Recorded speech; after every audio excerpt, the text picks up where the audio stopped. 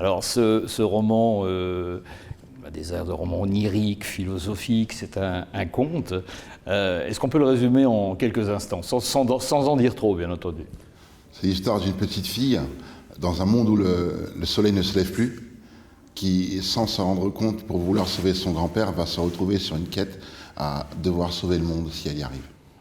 Ça, c'est bien résumé, là. Pourquoi avoir choisi ce roman? Parce que depuis 20 ans, vous êtes l'auteur d'albums très connus, presque une dizaine, hein, d'albums concept, comme on dit, où vous racontez des histoires. Ce ne sont pas simplement des chansons comme ça ou des accolés. Vous auriez très bien pu faire la tradition, un bel album concept, comme on l'attendait de vous, et vous avez choisi le roman. C'est pas commun. C'est un concours de circonstances, c'est-à-dire que au début des événements autour de ce qui est arrivé avec le Covid, je me suis retrouvé avec du temps devant moi et surtout la non-possibilité de faire de la musique de manière active. Donc, n'ayant pas de projection devant moi, mais avec le désir de faire quelque chose, j'ai des dizaines de carnets de notes et donc je les ai rangés, je les ai classés comme j'ai jamais eu le temps de le faire et je suis parti sur cette petite histoire que j'ai structurée pour la rendre plus claire, que j'ai choisi parmi plusieurs contes que j'avais. Et j'ai eu la proposition de ce livre. Donc je ne sais pas si c'est un choix. Je pense que c'est un concours de circonstances.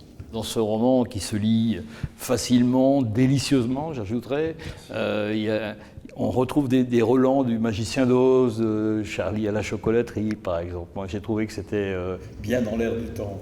Je pense que c'est des ingrédients nécessaires pour essayer de parler aux enfants et d'aborder des sujets qui peuvent être complexes, avec toute simplicité, en toute légèreté. Ça ne parle pas seulement qu'aux enfants. Hein. J'espère bien, parce que de toute façon, adulte, c'est enfant de longue date. Hein.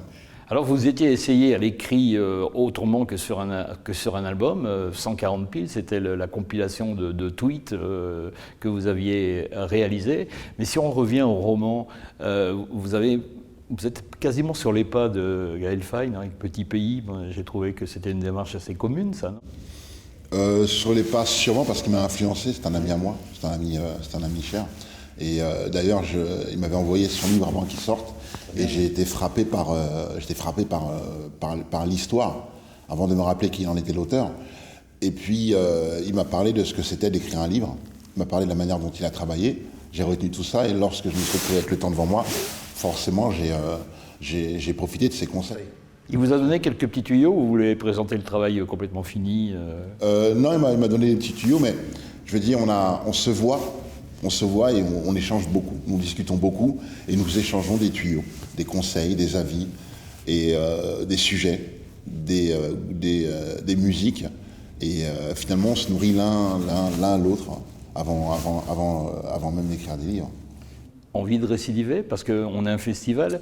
Gaël Faye est venu déjà, il nous avait gratifié d'une soirée prodigieuse. Nul doute que la vôtre sera pareille ce soir. On commence à y prendre goût aux rappeurs qui écrivent.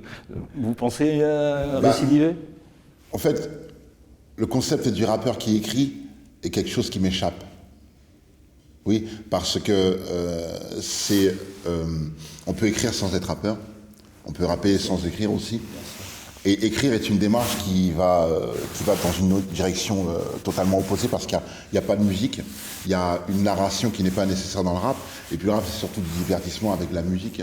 Le texte prend une place que l'auditeur lui donne. Le roman est un exercice qui s'étend au-delà d'une chanson. C'est pour ça que je ne comparais pas trop, parce qu'on m'a souvent posé la question de comment j'allais mêler le rap sur scène avec le conte alors que ça n'a rien à voir. Alors j'aime bien faire la distinction des choses, même si on n'aime pas les multicasquettes, parce que j'essaye de faire la part des choses justement. Oxmo, merci d'être venu jusqu'à nous. On va se régaler ce soir, j'en suis certain, pour l'ouverture des Bibliothèques Idéales. Vous venez juste de répéter, vous êtes tout à fait enthousiaste. La salle est belle. Merci à vous. Bientôt.